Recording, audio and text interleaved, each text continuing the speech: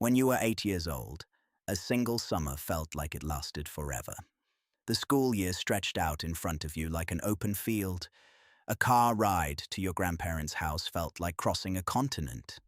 Now you're older, and an entire year disappears before you've noticed it started.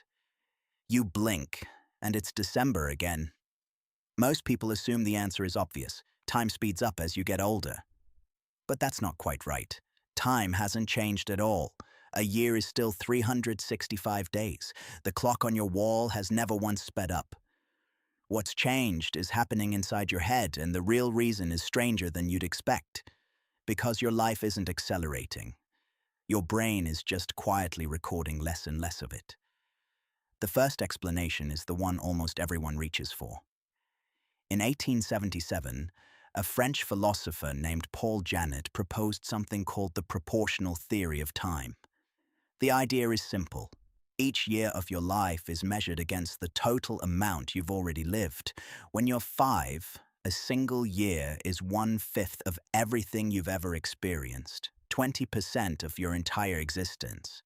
That's why it feels enormous, but by the time you're 50, that same year is just 1/50th of your life. 2%. Each new year is a smaller slice of the whole, so each one feels shorter than the last. It's elegant, it's intuitive, and it's almost certainly not the whole story. Because if it were just math, the slowdown would be smooth and predictable. It isn't. A boring year in your 30s can vanish in what feels like a weekend, while 1 month packed with change can feel like it lasted a year. The math can't explain that. Something else is going on. To find it, you have to stop thinking about time as something you measure and start thinking about it as something you remember. In 1890, the psychologist William James noticed that as people age, the years seem to grow hollow and collapse into each other. His explanation was that you don't experience time directly. You reconstruct it afterward from your memories. And the raw material your brain uses to build those memories is novelty. Newness, things it has never seen before. Think about why childhood felt so long. Almost everything was a first. Your first day of school, the first time you rode a bike, the first time you saw the ocean. Every one of those firsts forced your brain to pay attention and lay down a dense, detailed memory. Now think about a typical year as an adult. You wake up at the same time, you take the same route to the same job, you see the same people and eat the same meals. Your brain has seen all of it before, so it stops recording in detail. It runs on autopilot. And a year spent on autopilot leaves almost no memories behind. When you look back on it, there's nothing there. It feels like it barely happened, because as far as your memory is concerned, it barely did. But here's where it gets stranger. A neuroscientist named David Eagleman wanted to test what actually happens to time inside the brain during an intense, brand-new experience, so he did something a little insane. He took volunteers to the top of a tower, 150 feet high, and dropped them. A controlled free fall, backward, into a net with nothing to hold on to. People who survive crashes and falls almost always report the same thing. That time slowed down. That everything happened in slow motion. Eagleman wanted to know if that was real. So he strapped a device to each person's wrist that flashed numbers just slightly too fast to read normally. His logic was simple. If time truly slowed down during the fall, they should be able to read those numbers as they dropped. They couldn't. Not one of them. So time did not actually slow down. But here's the twist. When he asked them afterward how long their fall had lasted, they overestimated it by an average of 36%. The fall felt far longer than it was. And that gap revealed the secret.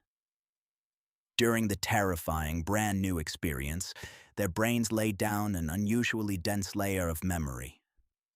And when they looked back, the brain read all that extra memory as extra time. The fall didn't last longer. It was simply remembered harder, which means the length of any moment in your life isn't decided while you're living it. It's written afterward, by how much of it your brain bothered to keep. So put it all together. And the obvious answer, that time speeds up, turns out to be the one thing that isn't true. The year hasn't changed. The clock hasn't changed. What's changed is you. Your years feel short not because they're passing faster, but because they're emptier. Fewer firsts, fewer surprises, fewer moments different enough for your brain to hold on to, and the cruelest part is the trap built into it. The older you get, the more your life quietly optimizes itself for comfort and repetition. The same job, the same route, the same safe and pleasant days. And the more predictable it becomes, the faster it disappears. You can spend a decade being perfectly content and have almost nothing left to show your future self for it. But that also means the speed of your life was never out of your hands. The reason childhood felt infinite wasn't youth, it was novelty. And novelty is something you can still manufacture at any age. Every time you learn something new, take a different road, travel somewhere unfamiliar, or do the thing that scares you a little, you force your brain to start recording in detail again. You stretch the year back out. The people who reach the end and feel their life was long and full are almost never the ones who kept everything the same. They're the ones who kept giving their brain something new to remember. So the next time you feel a year slipping away faster than the last, understand what it's telling you. It isn't a sign that time is running out. It's a sign that you've stopped collecting firsts. The clock on the wall is honest. It was never the problem.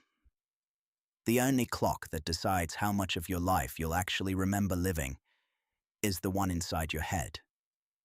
And you are the one who decides how much you give it to record.